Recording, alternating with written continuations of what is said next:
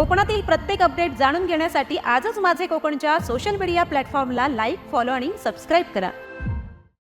रत्नागिरी जिल्ह्यातील दापोली तालुक्यातील बुरोंडी येथे मच्छीमार जेटी उभारणीच्या प्रस्तावाला आता गती मिळण्याची चिन्हे दिसू लागली आहेत। मत्स्य व्यवसाय आणि बंदरे विकास मंत्री नितेश राणे यांनी बुरोंडी परिसरातील मच्छीमारांच्या समस्या सोडवण्यासाठी शासन सकारात्मक असल्याचे स्पष्ट केले आहे। बुरोंडी जेटी संदर्भात आयोजित बैठकीत मंत्री राणे बोलत होते।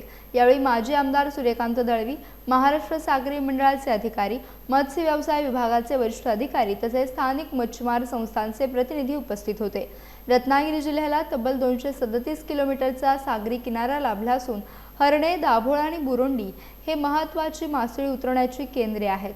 बुरोंडी गावात सुमारे 100 नोंदणीकृत मासेमारी नौका असून हजारो नागरिकांचा उदरनिर्वाह मत्स्य व्यवसायावर अवलंबून असल्याची माहिती मंत्री राणे यांनी दिली। बुरोंडी येथे जेटी उभारल्यास मासळी वाहतूक सुलभ होईल, खर्च कमी होईल आणि मच्छीमारांना आधुनिक सुविधा उपलब्ध होतील।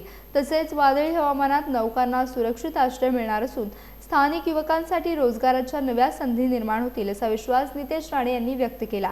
दरम्यान केंद्र शासनाच्या FIDF योजनेच्या धर्तीवर बुरोंडी येथेही आवश्यक पायाभूत सुविधा उभारण्याचे प्रयत्न सुरू असल्याची माहिती यावेळी देण्यात आली।